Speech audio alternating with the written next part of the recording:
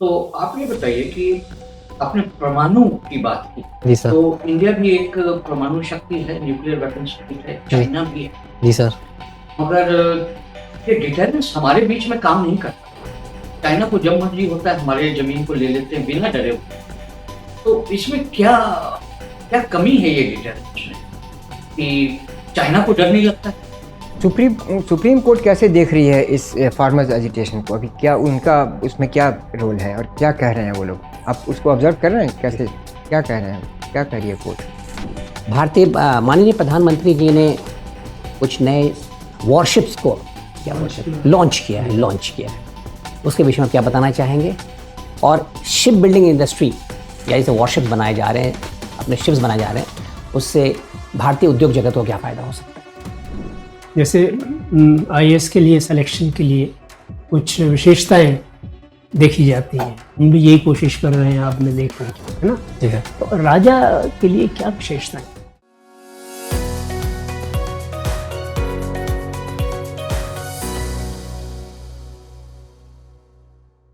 मैं coming sir? Thank you sir.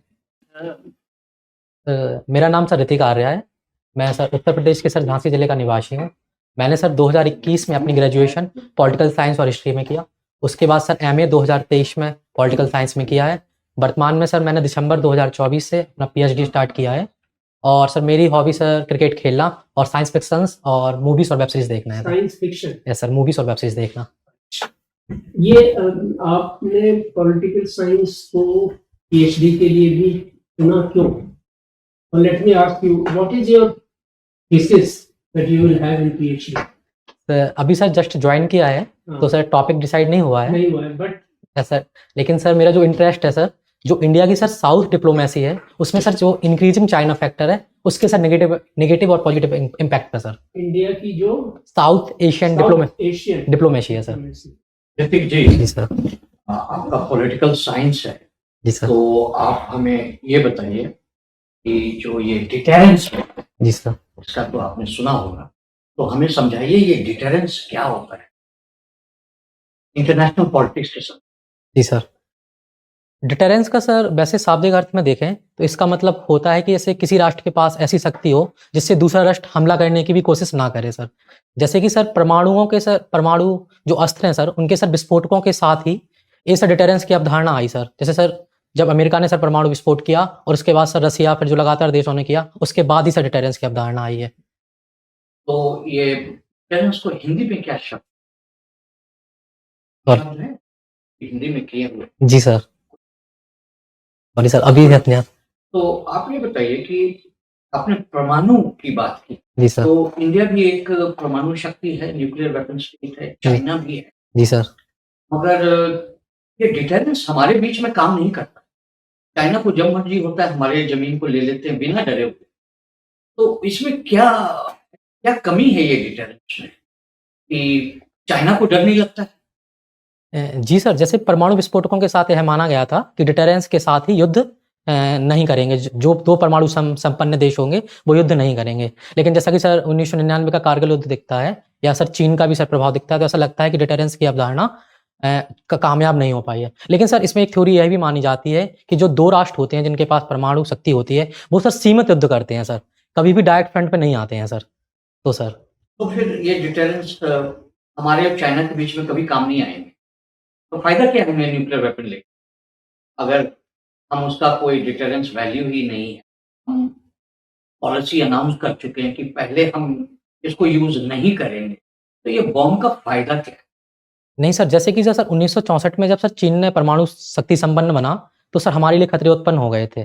तो ऐसे में सर जैसे कि जब हम परमाणु शक्ति संपन्न बने, तो सर चीन पर एक सर साइकोलॉजिकल जो प्रेशर होता है ना सर, वह सर महत्वपूर्ण होता है सर युद्ध में। तो एक सर वो मानसिक सर उसको भी रहता है कि इंडिया के पास भी परमाणु शक्ति संपन्न देश है, तो सर ऐसे में फायदा होता है सर। आपको ये बताइए कि प्रेसिडेंशियल और पार्लियामेंट्री सिस्टम में क्या? जी sir. Sir presidential system sir America में मुख्यतः है सर, और पार्लियामेंट्री सर हमने ब्रिटेन से लिया है सर मेजर। फर्क क्या है? सर जो सर प्रेसिडेंशियल सिस्टम होता है उसमें सर जो एग्जीक्यूटिव होता है सर उसके पास ज़्यादा पावर होती है, जबकि सर जो पार्लियामेंट्री सिस्टम होता है इसमें एग्जीक्यूटिव और सर जो लेजिस्लेटिव होता है इसमें चेक एंड बैलेंस पाया जाता है सर मेजर। तो हमारे यहाँ भी तो राष्ट्रपति को बहुत पावर है।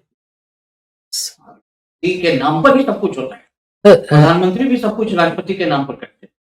तो डिफरेंस क्या है? सर जो भारत में सर राष्ट्रपति को शक्ति दी गई है सर वो सांकेतिक शक्ति सर ज़्यादा है सर, जबकि अमेरिका में जो राष्ट्रपति होता है सर वो वास्तविक रूप से सर पावरफुल होता है। तो ये माना जाता है तो जो अगर हम भारत की जो राजनीति है तो देखें कि जितने भी इलेक्शन होते हैं जी सर। वो हो रहा है प्रेसिडेंशियल के रूप में। अगर कोई स्टेट में भी है तो प्रधानमंत्री के नाम पर लड़ा जा रहा है। यहाँ तक कि स्टेट का जैसे छोटा सा हाफ स्टेट है दिल्ली, यहाँ भी प्रधानमंत्री के नाम पर लड़ा है। तो कहने के लिए हम प्राइम मिनिस्ट्रियल सिस्टम फॉलो कर रहे हैं, मगर होते जा रहे हैं प्रेसिडेंशियल। क्या ये सही होगा कहना? सर इसमें सर जैसे आपकी बात है सर काफ़ी हद तक सही लगती है कि कई बार जब जो पार्टी का अगर नेता का चेहरा बहुत ज़्यादा महत्वपूर्ण है तो ऐसे में लगता है कि सर प्राइम मिनिस्टर या चीफ मिनिस्टर के नाम पे ही चुनाव लड़ा जा रहा है। लेकिन सर दूसरी ओर देखें तो सर भारत में जो सिस्टम है सर वो एज अ विधायक सर जो बहुमंडल जो मतलब सर जो बहुमत का नेता होता है उसे चुनते हैं। तो सर ऐसे में सर कहीं ना कहीं दिखता है जब किसी पार्टी का सर जो हेड होता है वो बहुत पावरफुल होता है तो ऐसा लगता है कि सर जैसे उसी के नाम पे चुनाव लड़ रहा है सर, जबकि थैंक यू सर। आपने पॉलिटिकल साइंस और इतिहास दोनों पढ़ा जी सर। है ना, बीए में? जी सर। उसमें इतिहास में ये बताएंगे ये दीन इलाही का क्या कॉन्सेप्ट था अकबर का और क्या मंशा था उनका? सर जब वैसे सर अकबर सर एक मुस्लिम सर राजा थे, तो जब सर वो दीन इलाही का कॉन्सेप्ट लाए तो उसमें उनका ये मतलब था कि सभी धर्मों के जो सर अच्छे तत्व हैं या सर जो गुरु हैं वो आपस में मिलकर बैठे और सर एक आगे नया धर्म चलाएं सर दीन इलाही के रूप में। तो धर्म के ही रूप में उसको लाना चाह रहे थे, उसको धर्म का ही रूप या और भी कुछ था उसमें? सर धर्म से ज़्यादा सर देखें तो सर उनके अच्छे मूल्यों के ऊपर सर ज़्यादा था सर। अच्छा, उसमें बताएं एंशंट हिस्ट्री में कौन सा ऐसा मोड़ आया एंशंट में, वैदिक टाइम्स में, जिसके वजह से पूरा जो है इकोसिस्टम ही बदल गया, पॉलिटिक्स, रिलीजन, ट्रेड, सब कुछ? क्या एक दो ऐसे इंसिडेंट्स हुए थे, ऐसे एक दो चीज़ कुछ हुआ था हमारे इतिहास में जिसके वजह से बहुत सारा कुछ बदल गया? एक दो इंसिडेंट बताएं। मतलब सर किस रूप में सर? हमने बताया आपको रिलीजन, पॉलिटिक्स, सोशल चेंजेस सब कुछ हो गया। एक दो चीज़ ऐसे वैदिक टाइम्स में हुआ जिसकी वजह से ये सारे बदलाव आए, देखे गए। सर वैदिक टाइम के बाद सर मैं जहाँ तक समझ आता हूँ सर बौद्ध धर्म की स्थापना हुई, उसके बाद से सर सोशल और सर पॉलिटिकल चेंज ज़्यादा देखा जाता है। बौद्ध धर्म के आने से कोई इकोनॉमिक चेंजेस तो ऐसा कुछ देखा नहीं गया। आयरन का क्या रोल रहा है? उसको कह सकते हैं कि ऐसा उसने किया कि उसकी वजह से बहुत कुछ बदल गया? जी सर। क्या बदला? जी सर, आयरन का सर आविष्कार मतलब आयरन की सर खोज के साथ ही जब लोगों को पता चला तो सर इंडस्ट्री में सर औद्योगिक रूप से सर इसका प्रभाव मगध साम्राज्य में भी दिखता है सर कि भाई शक्तिशाली होता गया। और सर दूसरा सर व्यापार में भी सर जैसे कि हम आधुनिक होते गए, कृषि में सर जैसे कि हल वगैरह में सर इसमें भी योग हुआ, ऐसे में सर देख सकते हैं सर। और उसी की वजह से सैक्रिफाइसेस बढ़े तो फिर बौद्ध धर्म का क्यों बौद्ध धर्म जैनिज्म से ज़्यादा पॉपुलर हुआ? सर इसके सर 2-3 रीज़न रहे हैं सर। एक तो सर बौद्ध धर्म मध्यम मार्ग की बात करता था कि सर उनने सर व्यापारियों को भी सहयोग किया है और सर गरीब लोगों को भी किया है। दूसरा सर जाति को लेकर देखा जाए तो सर उन्हें सबके लिए द्वार खोल दिए थे। तीसरा कुछ ऐसे सर महान राजा मिले बौद्ध धर्म को जिन्होंने सर इसका प्रचार देश में ही नहीं अपितु विदेश में भी किया, जैसे सर अशोक वगैरह हुए सर ऐसे सर। जबकि जैन धर्म कुछ चीज़ों में सर काफ़ी मजबूत है कि मतलब अहिंसा को लेकर सर काफ़ी रिजिड रहता है सर। तो ये अभी बात चल रही है किसानों की आय दोगुनी करने की, कितना सफलता मिला है हमें इसमें? और अगर सफलता नहीं मिला है तो क्यों नहीं मिल पा रहा है? सर इसमें सर देखें तो सर जैसे भारत में सर कई राज्यों में सर आय दुगनी हुई है और सर कहीं में सर अभी दुगनी नहीं हो पाई है। जैसे कि सर हमारा उत्तर प्रदेश हुआ या तमिलनाडु राज्य हुए, इनमें सर आय दुगनी दिखती है। लेकिन जैसे कुछ क्षेत्र हैं छत्तीसगढ़ या झारखंड, इनमें सर आय दुगनी नहीं हो पाई है। तो ऐसे में सर अगर सक्सेस के रूप में देखें तो सर जैसे इंडिया जो सर भारत सरकार भी है वो भी सर MSP को लगभग A2+ CL के रूप में ही सर आने जा रही है। तो सर मैं मानता हूँ इसमें सर आंशिक रूप से भी हम सर सफल हुए हैं सर, क्योंकि सर मेजर इंडिया में सर लगभग 89% किसान लघु और सीमांत है सर। तो ऐसे में सर उनकी आय सर दुगनी करना सर अभी भी सर चैलेंज बना हुआ है सर। सुप्रीम कोर्ट कैसे देख रही है इस फार्मर्स एजिटेशन को? अभी क्या उनका उसमें क्या रोल है और क्या कह रहे हैं वो लोग? आप उसको ऑब्जर्व कर रहे हैं? कैसे क्या कह रहे हैं, क्या कह रही है कोर्ट? सर जैसे 3 किसान बिल के समय भी सर सुप्रीम कोर्ट ने एक कमेटी बनाई थी। उसके बाद सर जो वर्तमान में अभी सर जो उसका क्या हुआ था उस कमेटी का? सर उस कमेटी में जो रिपोर्ट मिली उस पर सर एक सर्वसहमति नहीं बन पाई थी सर बाद में जाके। और सर जैसे वर्तमान में अभी सर जो एक किसान नेता है सर पंजाब के जो सर बॉर्डर पे सर काफी दिन सनसन पे हैं, उनको लेके भी सर सुप्रीम कोर्ट आगे बढ़ रहा है। और सुप्रीम कोर्ट ने कहा है कि इसमें कुछ केंद्र सरकार और किसान नेताओं को बैठकर सर आपस में सुलझा लेना चाहिए सर कुछ मेजर सर। ये एमएसपी, ये जो किसान नेता जो इस पे बैठे हुए हैं, उनका मानना है कि ये पूरे हिंदुस्तान में इस चीज़ को, एमएसपी की डिमांड हर फार्मर को करना चाहिए। तो सभी लोग प्रभावित हैं एमएसपी से। सर एमएसपी का सर एक चीज देखी जाए सर, तो एमएसपी सर मेजर सर देखा जाए तो सर जैसे पश्चिम उत्तर प्रदेश हुआ, पंजाब हुआ, हरियाणा हुआ, आंध्र हुआ, तेलंगाना, यहाँ के किसानों को सर ज्यादा फायदा मिला है। और सर जैसे कुछ रिपोर्ट्स भी बताती हैं कि एमएसपी को लेकर किसानों में सर उतनी जागरूकता नहीं पाई जाती है। यदि सर हम सर फायदे के रूप में देखें सर, तो सर कुछ किसानों को तो सर हुआ है, लेकिन सर मेजर सर बड़े किसानों को सर ज्यादा फायदा हुआ है सर एमएसपी से। कुछ लोगों को किस क्षेत्र में? सर जैसे कि जो सर पंजाब वाला एरिया हुआ, पश्चिम उत्तर प्रदेश हुआ, हरियाणा हुआ सर, ऐसे क्षेत्रों में सर। क्या टॉपिक है आपका पीएचडी के लिए? सर मतलब सर टॉपिक डिसाइड नहीं हुआ है सर, Decide लेकिन नहीं। सर मेरी रुचि सर बता सकता हूँ सर। बताएं आप। सर जो इंडिया की सर साउथ एशियन डिप्लोमेसी है, उसमें सर इंक्रीजिंग जो चाइना फैक्टर है, उसके सर नेगेटिव इम्पैक्ट सर ज़्यादा रहेगा सर। ठीक है, अब आप ये बताएं, शिक्षा के क्षेत्र में सरकार बहुत सारे मौलिक बदलाव ला रही है। जी सर। जब कहती है कि मान लीजिए अगर आपने पॉलिटिकल साइंस में बीए एमए किया तो कोई आवश्यक नहीं है कि क्या कहते हैं आप किसी और डिसिप्लिन में भी कर सकते हैं।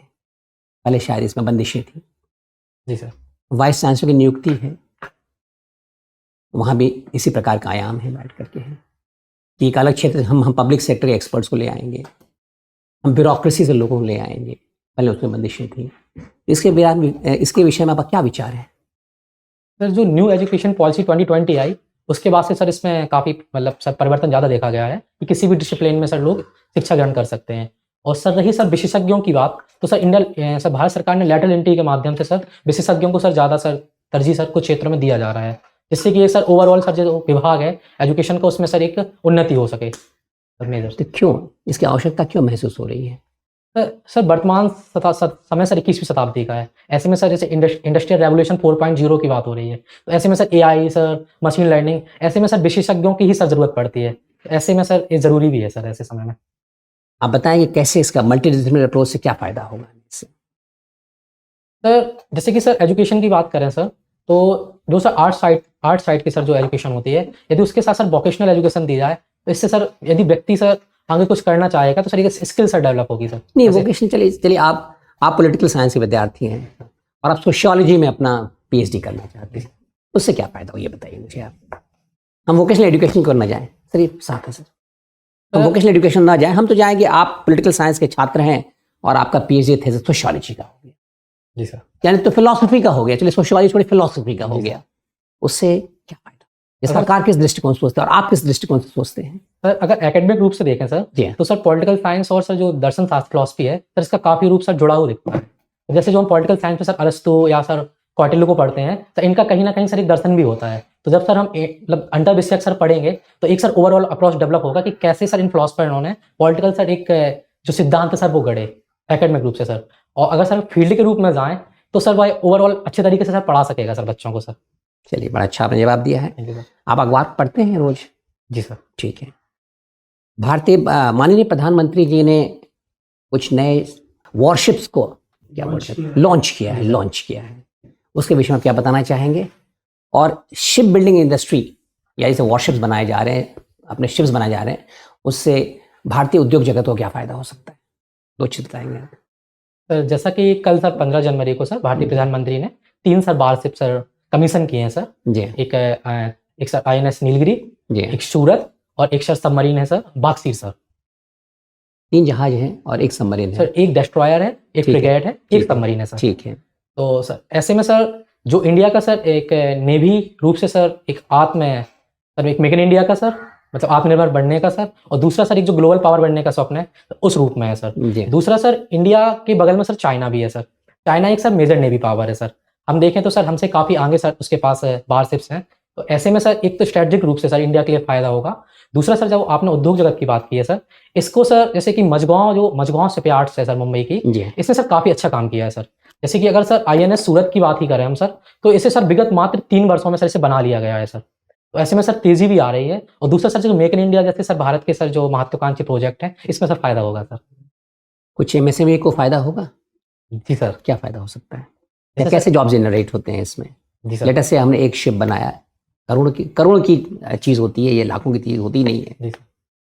मल्टी करोर्स होते हैं, तो उसे क्या फ़ायदा होगा? जी सर। किस प्रकार के जॉब्स जनरेट होते हैं, किस प्रकार की मैन्युफैक्चरिंग होती है और सर, क्या सर- स्केल है उसका है? सर मेजर मुझे नहीं पता, लेकिन सर जब मैंने आईएनएस विक्रांत के समय पढ़ा था जी हाँ, कि आईएनएस विक्रांत में सर एमएसएमई ने सर मेजर रोल निभाया था सर। जी हाँ, तो सर उसमें जो छोटे छोटे पार्ट्स होते हैं सर, उनमें सर ज़्यादा महत्व होता है सर। जी हाँ। जी सर, ज़्यादा मुझे सर डिटेल का इसका पता नहीं सर, मैं पढ़ूंगा सर मैं। चलिए ठीक है, थैंक यू सर। ये चाणक्य ने अर्थशास्त्र नामक पुस्तक लिखी, जी सर। तो उसमें राजा की क्या विशेषताएं होनी चाहिए, कुछ बताएंगे अगर कभी इसके बारे में पढ़ा हो? जी सर। सर उनने सर राजा का सर प्रथम कर्तव्य बताया है कि सर प्रजा सर सुखी होनी चाहिए सर। एक प्रकार सर कल्याणकारी स्टेट के ऊपर सर ज़्यादा जाता है। दूसरा सर उनने सर राजा पे बताया है कि सर वो हर समय सर राज्य के लिए उपलब्ध होना चाहिए सर, जिससे कि अगर वो सर अपने कमरे में भी सो रहा है उस समय भी सर उसे अपनी बात माननी चाहिए सर, जो राज्य के हित में सर। विशेषता क्या हो? जैसे आईएएस के लिए सिलेक्शन के लिए कुछ विशेषताएं देखी जाती हैं, हम भी यही कोशिश कर रहे हैं आप में देखने की, है ना? जी सर। तो राजा के लिए क्या विशेषताएं हैं? चलो ये बताओ कि अमेरिका और चाइना के बीच में सेमीकंडक्टर चिप्स को लेके एक टेंशन चल रहा है 2 साल से, वो क्या है टेंशन? जैसे अमेरिका और चाइना सर। जी सर, जैसा कि सर अमेरिका ने सर जो उनके यहाँ से चिप की सर इंडस्ट्री है उसको सर उसे एक्सपोर्ट करने से सर मना किया है सर, अमेरिका को लेके सर। अमेरिका ने सर चाइना को लेके इंडस्ट्री को एक्सपोर्ट थोड़ा ही किया जाता है, सर चिप को लेके सर। चिप। जी सर। अच्छा, कौन से चिप्स? चिप्स तो बहुत तरह के हैं ना, जी सर। सभी चिप्स के लिए बैन लगाया गया है या किसी विशेष चिप्स के लिए लगाया गया है? सेमीकंडक्टर चिप्स के शायद संबंध में सर। सेमीकंडक्टर चिप्स की मैं बात कर रहा हूँ, बाकी ये पोटैटो चिप्स की मैं भी नहीं कर रहा। उनमें भी कई तरह के हैं ना। सॉरी सर, इसमें आइडिया नहीं सर। अच्छा, तो क्या हुआ बैन लगाने के बाद? क्या टेंशन हुआ? 2 साल हो गए ना, जी सर। अभी हाल ही में एडिशनल बैन लगाए गए हैं, कुछ आइडिया नहीं है। अच्छा चलिए, कोई Sorry, बात नहीं। ये बताइए कि चाइना साउथ चाइना सी में काफ़ी एग्रेसिव है, जी सर। इससे जापान की डिफेंस पॉलिसी पे क्या असर पड़ा, और अमेरिका की? पहले जापान की बताओ। सर जापान वैसे तो सर उसके जो चार्टर्स में है अनुच्छेद में कि शांति देश है, शांति को ज़्यादा महत्व देता है। लेकिन सर कुछ समय से देखा गया है, जब से सर चाइना का साउथ चाइना सी में प्रभाव बढ़ा है, सर जापान ने सर अपना डिफेंस बजट काफ़ी बढ़ा दिया है सर। नहीं, काफ़ी नहीं, कितना बढ़ा है ये जानना चाहता हूँ मैं। सर शायद सर एग्जैक्ट नंबर शायद $290 बिलियन के लगभग है शायद सर। अब पहले कितना था? पहले का सर आइडिया नहीं सर। मतलब कितना बढ़ा है ये आइडिया नहीं है, जी सर। मगर बढ़ा है ये सब आपका। मेजर बढ़ा है, काफ़ी बढ़ा है सर। अच्छा, और दूसरा सर अमेरिका ने सर जैसे क्वाड जैसे रूप बनाए हैं, IPEF बनाया है, जिससे सर चाइना को सर काउंटर किया जाए। दूसरा सर ताइवान को लेके भी सर वो कोई एक्ट लाया था, जिसमें कि जो अमेरिका के सर जो अधिकारी वगैरह हैं वो आराम से सर ताइवान जा सकें, जो सर चाइना को सर अच्छा नहीं लगता है सर, ऐसे कुछ सर। ताइवान के साथ तो उनकी मिलिट्री संधि है, जी सर। और उसके हिसाब से ताइवान की पूरी जो सिक्योरिटी है वो अमेरिका की जिम्मेदारी है। जी सर। उसके लिए एक्ट आने जाने के लिए तो कोई एक्ट बनाने की जरूरत नहीं थी, क्यों बनाया? सर जैसे सबसे सर चाइना का सर प्रभाव उस क्षेत्र में बढ़ा है, चाइना सर काफ़ी अग्रेसिव है, तो सर ऐसे में सर अमेरिका भी सर उसको एक सर साइकोलॉजिकल प्रेशर बनाने के रूप में अच्छा, ऐसे एक्ट बनाता रहता है सर, जिससे कि चाइना भी सर दबाव में रहे सर। अच्छा, अमेरिका, चलो ये मानते हुए अमेरिका ने कोई चिप्स एक्ट भी बनाया है, चिप्स एंड साइंस एक्ट, और उसमें 52 बिलियन डॉलर अलॉट किया है? नहीं, आपको मालूम नहीं? नहीं सर, पढ़ा तो था, लेकिन सर मतलब अभी सर उसका एग्जैक्ट सर मुझे चीज़ें याद नहीं सर उसकी सर। अच्छा, ताइवान का क्या स्टैंडिंग है सेमीकंडक्टर चिप्स में? सर ताइवान सर एक मेजर पावर है सर सेमीकंडक्टर चिप्स में, और शायद सर दुनिया के सर 40 से 50%, सॉरी सर मैं एग्जैक्ट फिगर याद नहीं, लेकिन सर मेजर पावर है सर। 64%। 64% सर। और जो हाई एंड चिप्स हैं उसमें क्या परसेंटेज है? सॉरी ये तो जनरल हुआ, सॉरी सर, इसका सर कोई डाटा बात, आपका तो हो। अच्छा, अब हम आपको फीडबैक देते हैं, है ना?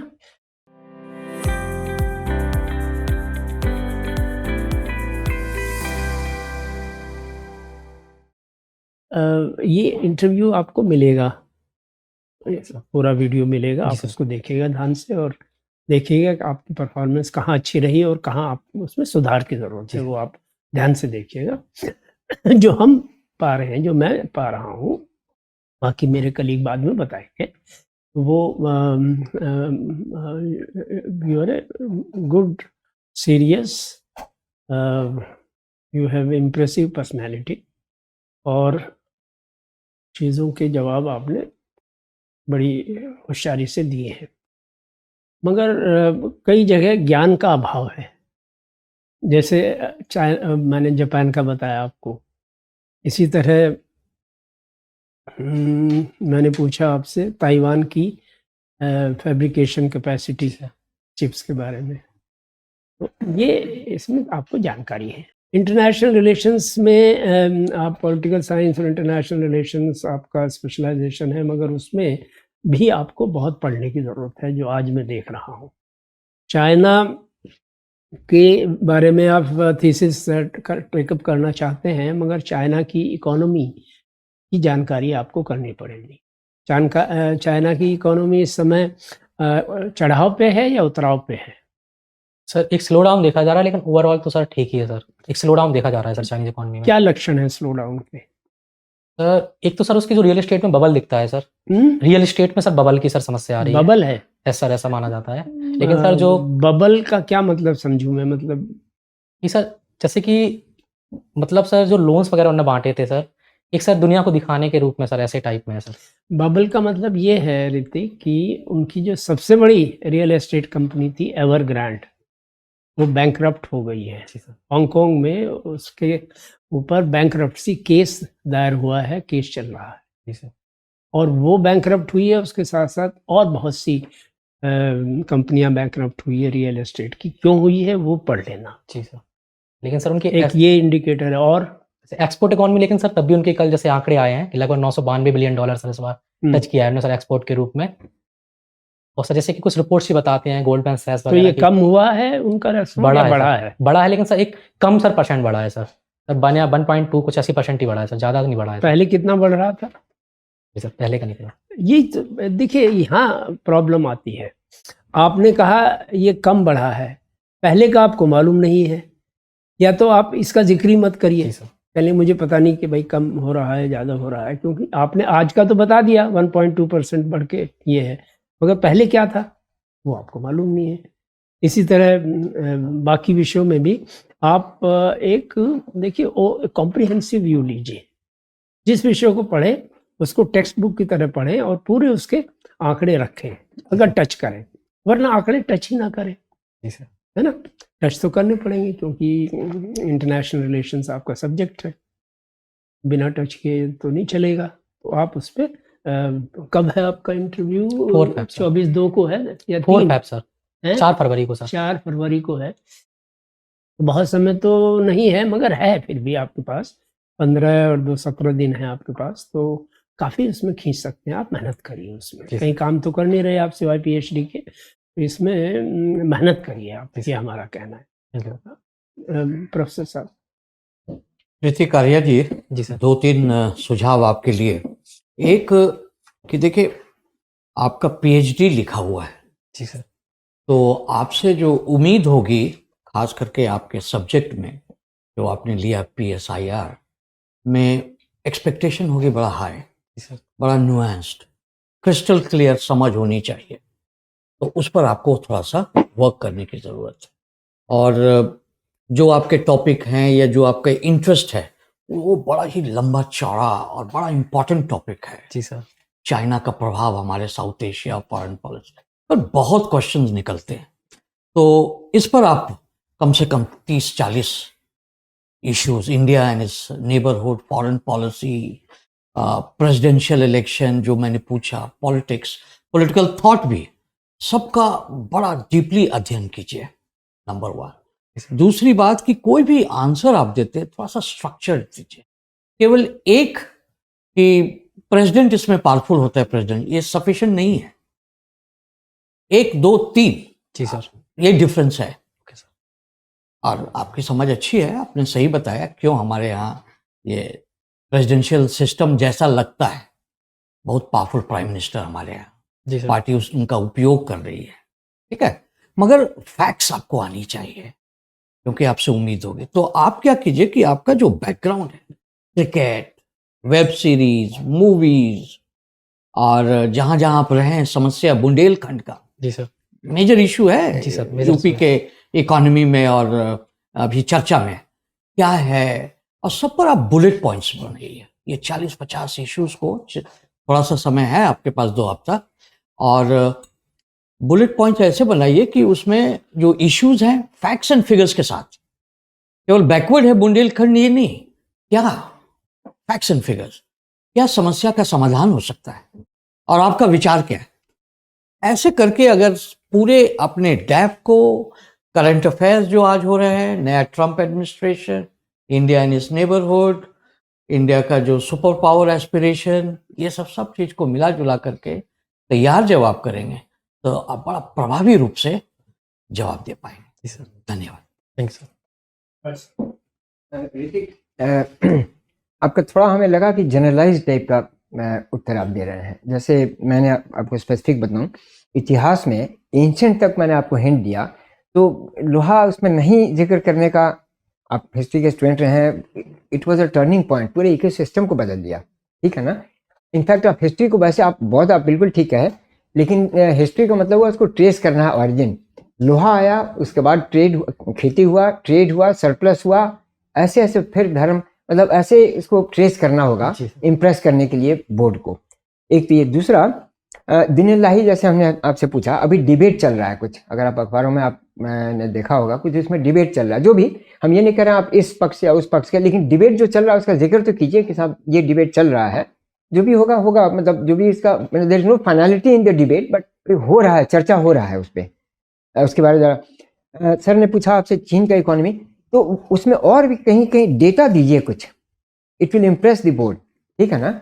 डेटा देने से, आप पीएचडी स्टूडेंट हैं, पीएचडी स्टूडेंट का एक साइकोलॉजिकल जो वो होता है ना, वो एक खास ढंग से चाहे उसमें रिसर्च करके, उसको हर सब्जेक्ट पर रिसर्च करने का टेंडेंसी होना चाहिए। तो आप डेटा कुछ दीजिए, it will impress, again your answers will be complete, ठीक है ना। Without repeating what my esteemed colleagues have said, I would just like to emphasize on 1 or 2 points. We have a fair understanding of events, but there are facts which are not aware of. तो जो आवश्यक ये होगा कायदे से कि आप उन सारे बिंदुओं, जैसे सर ने कहा आपको, आप नोट्स बना लें जी और तैयारी कर लें। अब हमने जान करके, I could have asked you on so many issues, but I thought since you are doing a PhD I should be asking you more about academics और क्या क्या चेंज आ रहे हैं। आपने तैयारी की, आपके यहाँ जानकारी है, मुझे खुशी है आपको जानकारी है और समझ भी है। तो अगर ऐसा पोजीशन है, हमारे पास एक बेसिक है, आप वहाँ तक पहुँचे हुए हैं, उसको आप और अच्छा कर लेंगे आगे से। आप समझ गए मेरी बात को, जो मर्म को समझने का प्रयास करेंगे। और जो आपसे पूछा जाएगा, क्योंकि आप पीएचडी कर रहे हैं, तो इस पर तो इच्छा हो इनसे, और आप करके क्या करना चाहते हैं, या आपने कोई चीज़ अगर एक बताया कि हम इस पर करना चाह रहे हैं, जिस पर भी आप करना चाह रहे हैं, तो उसके विषय में जानकारी आपको अच्छी होनी चाहिए, क्योंकि हमारे कलीग्स आपको बता रहे हैं, ठीक है। सर एक बात और सर, दूसरा है कि करंट अफेयर्स में हमने पूछा, खास करके आप पढ़ते हैं अखबार, मुझे बड़ी खुशी हुई। तो मैं कितने लोगों को देखता हूँ अखबार ही नहीं पढ़ते हैं, वो सिर्फ छोटी मोटी चीज़ पढ़ लेते हैं, शॉर्ट्स में पढ़ लेते हैं, तो उनको कॉम्प्रिहेंसिव ग्रास्प नहीं होता है। तो आप में एक अच्छी बात है, लेकिन आप उसको देखने का प्रयास करो, लिंक करें चीज़ों को। है माननीय प्रधानमंत्री जी बड़े अच्छे एक्सप्लेन किया कायदे से कि क्यों, वाई शिप बिल्डिंग, बहुत सारी चीज़ों को लाया कम से कम। तो ये सब चीज़ें हैं जो जब आप इस तरह के इंटरव्यूज़ में आते हैं, खास करके गवर्नमेंट के इंटरव्यूज़ में आते हैं, तो जो सरकारी वक्तव्य होता है उसकी बड़ी महत्ता होती है। तो आप इसमें लिंक करें, इंडियन इकोनॉमी को लिंक करें। पॉलिटिकल साइंस का एक क्षेत्र आपके पास है, पॉलिटिकल साइंस में बहुत सारे डेवलपमेंट्स हो रहा है, सब जगह डेवलपमेंट्स हो रहा है, खासकर, और इंटरनेशनल रिलेशंस का कर लें तो बहुत सारे ऐसे प्रश्न हैं जो पूछे जा सकते थे। सर ने बड़ा अच्छा कहा, खासकर उसको आप लिंक करें, टॉपिक्स निकालें। तो ये हम जरूर आपसे उम्मीद करेंगे। And you look very promising, आपके कॉन्सेप्ट्स क्लियर, क्लैरिटी आपके पास है, लेकिन फैक्ट्स कम, तो उसको आप ये करेंगे। हाँ, एक इशू और था, जो पॉलिटिकल साइंस के हैं, तो बहुत सारे जुडिशियल प्रोनाउंसमेंट्स को देख लीजिएगा, कॉन्स्टिट्यूशन को देख लीजिएगा, इलेक्शंस को देख लीजिएगा, इन सब चीज़ों पर जरा आप गौर कीजिएगा, इसको आप नज़रअंदाज नहीं कर सकते हैं। और आपसे अगर पूछा जाएगा लोग चाहेंगे कि आप इसके मास्टर हों। आप तो वो चाहेंगे पीएचडी और मास्टर की बात ही नहीं रहेगी बैठ करके। आप समझ गए हमारी बात को। इतना ही मुझे कहना था। Thank you sir. आपको कुछ पूछना? Thank you sir. All the best. Thank you sir.